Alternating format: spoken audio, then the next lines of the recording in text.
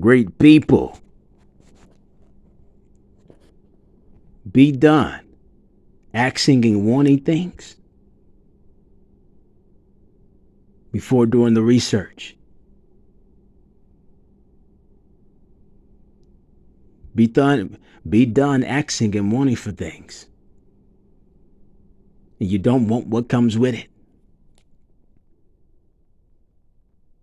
Because in that case, you don't really want it.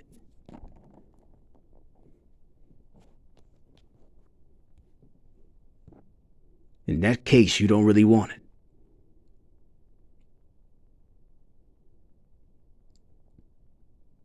It's okay not to want things. It's okay to want nothing. Only want things you can't lose. Because the more you have only brings about worry about how you will lose it. Huh? That's why I don't ask for things. It's not lack mentality. It's a lesson mastered. The fact that I choose not to want or ask for things, especially when I already have, and I've learned to appreciate what I already have. Don't you know the more you have, depending on what it is that you want, at least the more you have, that can bring about more drama, especially depending on what it is. Huh? Especially when it's something that's available. It's something that everybody else wants. What's the point of wanting something that everybody else wants? Try not to want anything that's not for you in the first place. Don't allow, you know what I'm saying? Be done with allowing other people to determine for you what you should want. Especially if you're supposed to be original, but yet you want to live this ordinary life. You want things everybody else wants.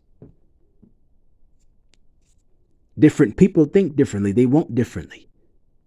They do differently. I always say, I tell people, I tell myself too, I really don't care what a thing is, how good it sounds, how it appears, depending on what comes with it. It's not lack mentality. It's a lesson mastered. Sometimes you can see straight through it. I've seen that before. I know where that's going.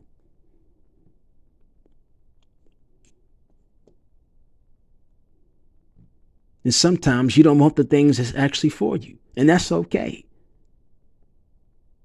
Because of things, but then when you based it on other outcomes, past trauma. Sometimes that's fear. You don't want it because of fear, but it's really for you. Yeah. And always remember, everything that's good is not necessarily for your highest good. Just because it's good to me doesn't mean it's good for me. Huh?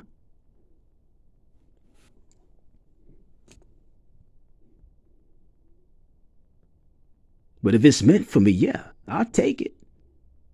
Even if I think I don't want it, but sometimes it's like you do want it, but you're afraid of how it's going to turn out, especially when it has an impact on you. Because usually the things that have an impact on you, those are the things that have the power to hurt you. And the things that have the greatest impact on you, they can cause you the greatest level of pain. But then pain is more mental. It's more something you see than it is something you feel. When something looks painful, when something looks like it hurts, that a lot of times what can trigger that's what can make it hurt more.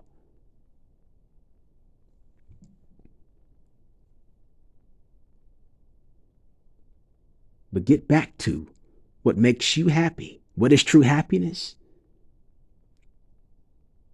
True happiness is so compatible.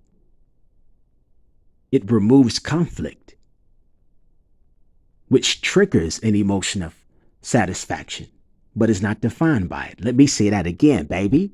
Let me say that again, homie. True happiness is so compatible. It removes conflict, which triggers an emotion of satisfaction, but is not defined by it. I can be happy. Happiness is not limited to an emotion, in other words. It's not about being excited. I'm happy because of because what I have compliments me, it validates me, it enhances me, it boosts me, it lifts me, it's supportive. There's so much support and validation that comes with it. It compliments me well in ways I would need to be complimented. I feel complete. I feel fulfilled. I feel strengthened. I can function. I can go on. Huh? That's true happiness. It's not limited to excitement comes with it. But one thing about excitement teaches me more alertness. It teaches me more about alertness than it does feeling good. That's what excites, because usually the things that make you excited is usually something behind it that's bound to disappoint you. Usually when you get excited, here comes something that's going to disappoint you.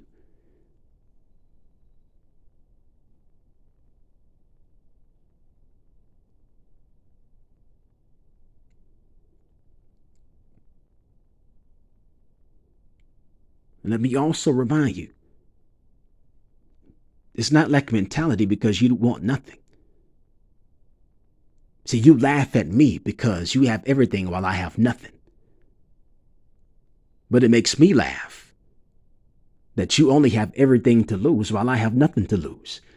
Having nothing to lose, baby, it's not saying don't have anything. It's not saying when you have nothing to lose, it doesn't mean you don't have anything at all. It means everything you do have is what you can't lose. Having nothing to lose doesn't mean you don't have anything. But that everything you have is nothing you can lose.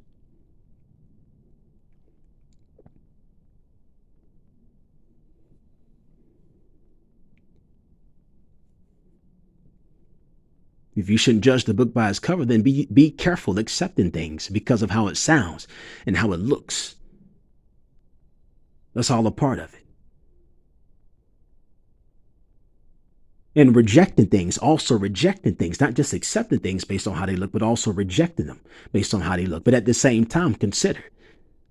Because we say never judge a book by its cover, but what about the part of the cover that summarizes the story? Ah, man. Let me say that one more time.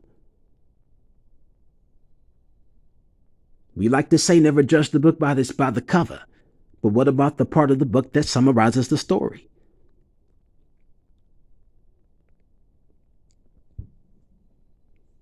Sometimes